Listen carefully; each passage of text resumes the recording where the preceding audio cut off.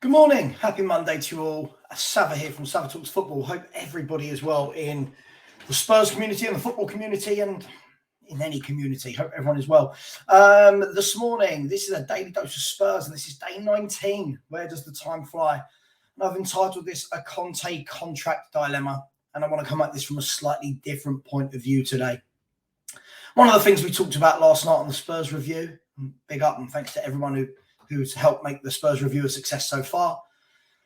One of the things we talked about on the Spurs review last night was it's not just about will Conte sign the contract, won't Conte sign the contract.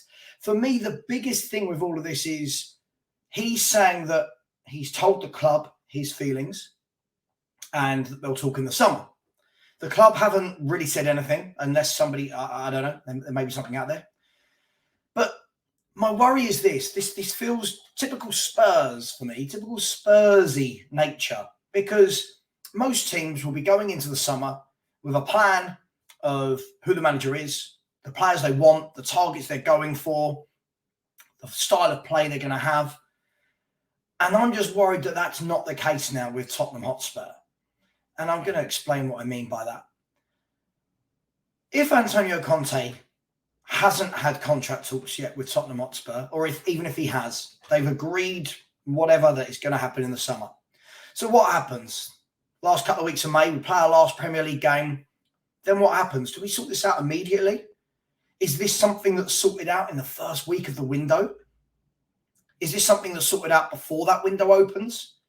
Is this a negotiation that we're going to see drag on and on and on? Now, this isn't me having a go at Conte, by the way, at all. This is me just trying to work out what does this look like? Because I can't see an upside to waiting until the summer. I can't see it. I don't know. Other people might be able to tell me, and of course, happy to listen to their opinion on that. But let's throw a few scenarios, and that's all football debates are, right? They're all scenarios and hypotheticals, and what if this happens, and what if he does this, and he does that, and she does this, and it is what it is. But my worry is this: they sit down, beginning of the summer, the football summer, and they start having these conversations. If that drags on to 2 weeks, 3 weeks, 4 weeks, we're now in a position where either way, if Conte stays or if Conte goes, we're in a position where we're behind. The planning's not there. We're behind. And what I mean by that is this. If Conte's the manager in the summer, right now, you would like to think that the club are drawing up plans as to transfer targets, what players are going out, what players are coming in, who wants to be kept, the homegrown quota, yada, yada, yada, who's coming back from loan to go back out on loan or to be sold or to come back in the first team. If Conte is staying, then great, then you know all that, right? Again, I always caveat and say, forget what individuals think of Conte. If he's going to be the manager, then that plan needs to take place. Now, let's assume that he gets to the end of that 2, 3, 4 week period, because you know Tottenham won't get it sorted out in a week. You just know how Tottenham operate. You know that we go into negotiations forever and ever, and it will be it'll be like a transfer saga.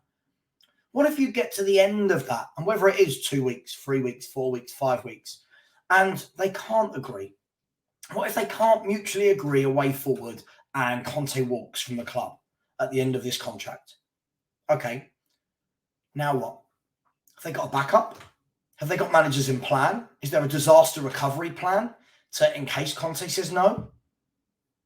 That manager then needs to come in. They then need to have those conversations behind the scenes as to who do you want to bring in? Who do you want to let go? Who should we get out on loan? You get my point with this. My worry is that this is going to drag on and this is going to affect yet another summer. And will almost remind me of the Nuno year, where it was just all up in the air for weeks and weeks and weeks. And we thought we had this manager. We thought it was Fonseca. Then they went to Gattuso. Conte turned us down at that time. Then they finally settled on Nuno with whatever choice he was. And by then you're in the summer and it's all a bit of a rush and a panic and no one's really got any time. Surely the club have got more foresight than that, haven't they? Surely between them, they can sit down between now and the end of the year and work out, look, are you the manager in the summer or not? And he doesn't have to go. If he doesn't want to stay, in the summer. He doesn't have to go now, of course. There's no point disrupting it with 10, 11 games of the season to go. But if he is going to walk, and if the club can't give him the reassurances that he wants to stay, if that is the reason he wants to stay, because you hear lots of things about family, you hear lots of things about just being unhappy with football, people saying he wants a break from football, then you've got people saying he won't stay because he's not being backed. So there's a multitude of reasons, and let's be fair, unless we're Antonio Conte or his team, his immediate team surrounding him, we don't know the answers to that question.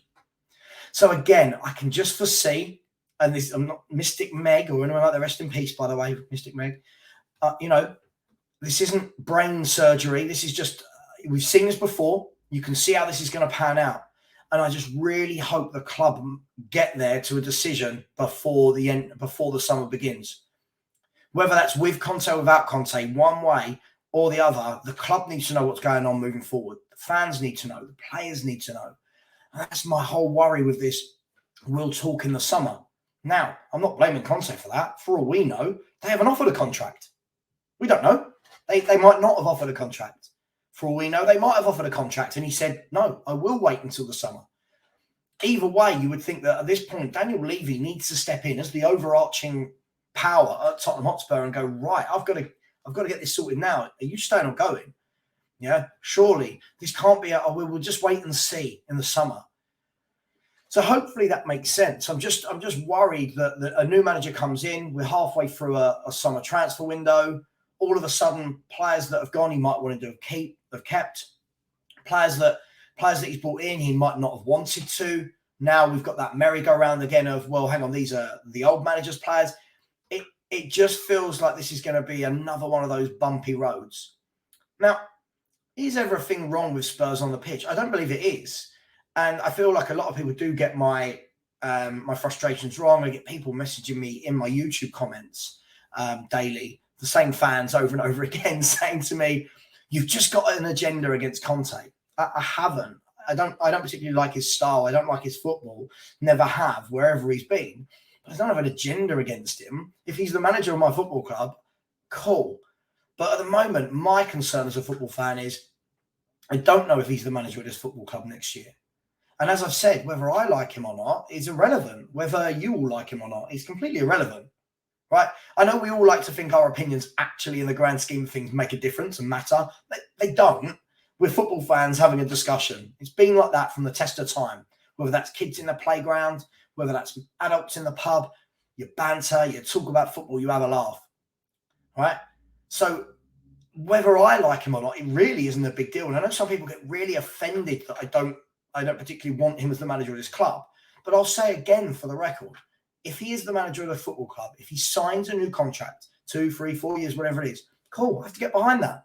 And I will get behind that because I'm old and ugly. I've been here, seen it and done it. I've got the war lines. Look, I've got the lines. I've been here, seen it and done it. Yeah? Either way, I just think the club needs a plan. Whether that involves Conte, whether that doesn't. The plan word is so important. Planning and consistency are my big drivers in everything, whether that's work, whether that's home life, whether that's football. Planning. And at the moment, I'm just not sure what planning is going ahead. Lots of people saying, again, like noises coming out from the club that he will sign if he's given assurances. Again, as a football fan, I don't know what those assurances are because we use loose terms in football. We do. We use terms like, well, if they back him. Yeah, but what does that mean? What assurance does that mean? If they say we're going to back you and we're going to buy Bastoni, but Bastoni doesn't want to come, is that them not backing him? Because the player doesn't want to come? If he says, I want this player who's 25 and yet they go and get him a 20-year-old who's got no experience, yeah, not backing him. But I think there's so many grey areas when it comes to this subject. This isn't just Tottenham. This is going to be most clubs, right? But yeah, look, that were my thoughts today. Just we're coming up to mid-March. There's 2 months of the season left. Then the football club's going to have some big decisions to make, and this is where Daniel Levy, love him, hate him, whatever, is going to have to come into his own and start making some decisions. Now, whether that's the harsh decision that they can't get to an agreement with Antonio Conte, cool. Then you know what you've got to do. You've got to see out the next 10 games and in the background, bring in a new manager. If Conte's going to be here, cool. All right, let's see out the 10 games. But let's be having those conversations in the background as to, all right, you're staying. What does good look for Spurs next year? What does good look like from a transfer perspective? But I think we've got to be really careful when we just throw lines. We throw away so many lines like, he's a winner. Yeah. Yep. But not at Tottenham. Back him. Yeah. But do the players that he wants, do they want to come to Spurs? I think we've got to realise that we're not a big club like the others. We're not going to pay 400 or 500 grand salary, whereas other clubs will. And I'll leave it on this because I use this analogy quite a lot.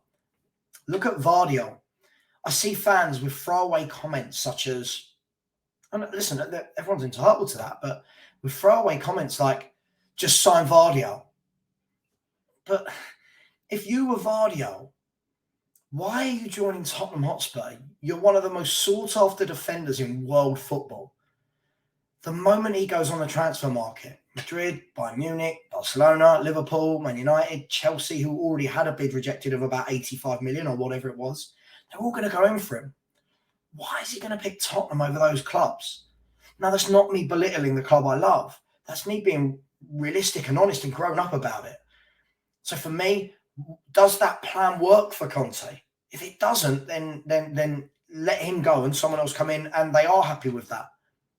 But I just don't think it's as simple as just back him, get Hakimi, get Vardy. It's like this isn't Football Manager. It's not realistic. Anyway, I'm going to love you and leave you guys and girls. Thank you for everyone who watched the show last night. I really enjoyed it. Obviously, there'll be more content coming out this week. We move onwards and upwards to the game at the weekend away at Southampton. Tough one. They're fighting for their lives. We've had some mixed fortunes there over the years, but we'll talk about Southampton in the next few days. It's only Monday. So everybody, enjoy your weeks. Thank you very much. Please like and please smash the subscribe button if you haven't already. We're chasing down to the 4K. Thank you very much. See you all soon. Take care.